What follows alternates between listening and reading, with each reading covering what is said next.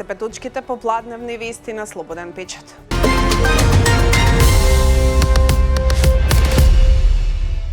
Парламентарното собрание на Советот на Европа на својата јануарска сесија изгласа резолуција за затворање на постмониторинг диалогот со Република Северна Македонија.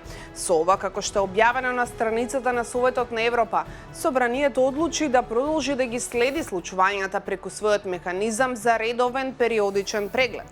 Во текстот на резолуцијата се наведува напредокот на земјата во владењето на правото, заштитата на човековите права, демократијата, соработката со телата на Советот на Европа, а се признава и политичката посветеност за исполнување на обврските преземени уште во 2000 година.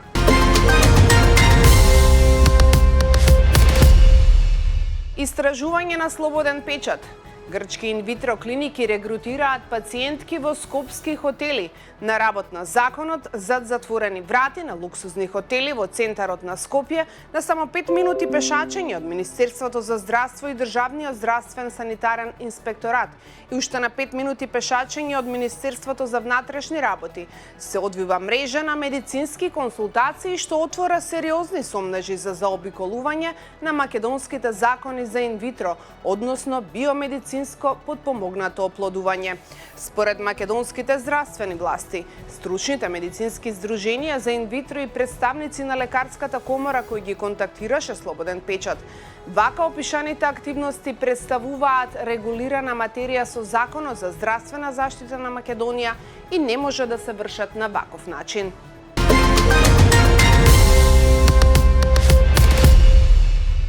Алијанса за албанците, предводена од Арбен Таравари, поднесе иницијатива до Уставниот суд со која се оспорува уставноста на измените на Законот за прекршоци. 2 дена пред стартот на системот Безбеден град, ова е трета иницијатива со која се оспорува уставноста на законот. Уставниот суд веќе формираше предмет по иницијативите на Алијансата за албанците, предводена од Зијадин Села и од Илир Пачуку, во кои се оспорени измените на Законот за прекршоци, во делот кој се однесува на воспоставувањето и функционирањето на електронскиот систем за надзор во сообраќајот, познати како Безбеден град.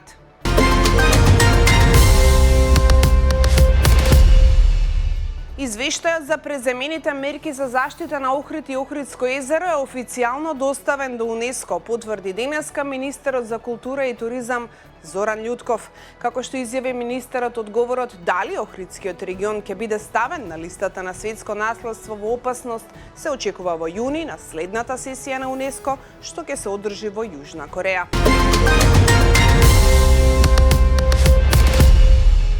Нова несреќа на улиците во Македонија. Автомобил прегазил 13 годишно девојче на улица во Гостивар, пошто возачот веднаш побегнал од местото. Девојчето е тешко повредено и полицијата трага по возачот, соопшти портпаролот на СВР Тетово Фатмир Реджепи. Несреќата се случила вчера околу 12 часот и 30 минути на улицата Павле Аврамовски. Екипа од ОВР Гостивар веќе извршила увид на местото на настанот. Полицијата презема интензивни мерки за идентификација на возилото и пренаоѓање на возачот кој го прегазил детето. Оваа несреќа е само една во низата несреќи на патиштата низ државата на само 2 дена пред почетокот на Безбеден град.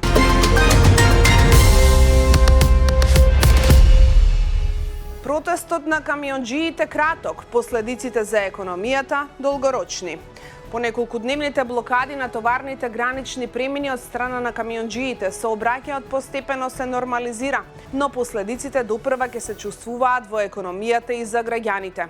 Иако протестите се ставени во мирување по најавите за разговори со Европската Унија, штетите во логистиката и трговијата веќе се евидентни. Домашните транспортни компании информираат дека за време на блокадите биле задржани стотици камиони, што предизвика доцнење во испораката на суровини, прехранбени производи и индустријска стока. Во меѓувреме, транспортерите се надеваат на трајно решавање на проблемот.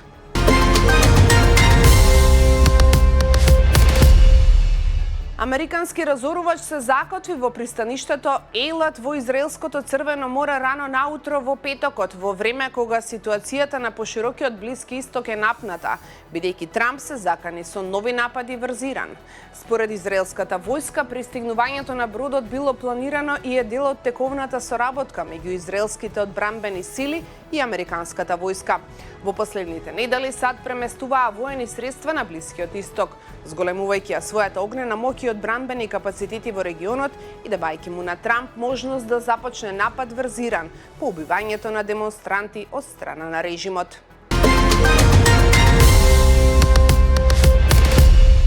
Демонстранти раширија огромен портрет на 5-годишната палестинка Хинд Раџаб на плажа во Барселона, 2 години по незината смрт во војната во Газа, а незината мајка апелираше до меѓународната заедница да обрне внимание на голготата на децата од Газа, пренесува Ројтерс.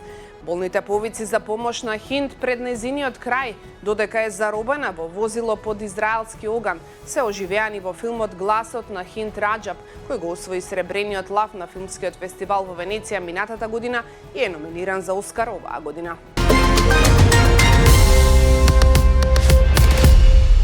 Израелската армија ја прифати проценката дека околу 70.000 палестинци биле убиени за време на војната во Газа, објавија израелските медиуми повикувајќи се на високи воени представници. Претходно Израел фрли сомнеш врз бројките објавени од Министерството за здравство во Газа, тврдејќи дека таа е под контрола на Хамас. Според Министерството за здравство на Газа, вкупниот број на жртви надминува 71.000, вклучувајќи повеќе од 480 луѓе убиени во израелските напади, откако во октомври беше постигнат прекин на огнот со посредство на САД. Сириската влада и сириските демократски сили предводени од курдите денес објавија дека се согласиле за сеопфатен прекин на огнот и постепена интеграција на воените и административните тела во сириската држава, како дел од поширок договор.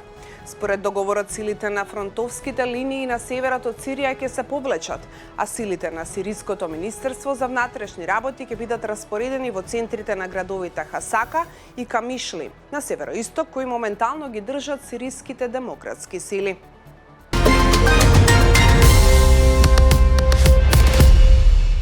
Доналд Трамп на социјалната мрежа Truth Social објави дека го номинира Кевин Ворш за председател на одборот на Федералните резерви.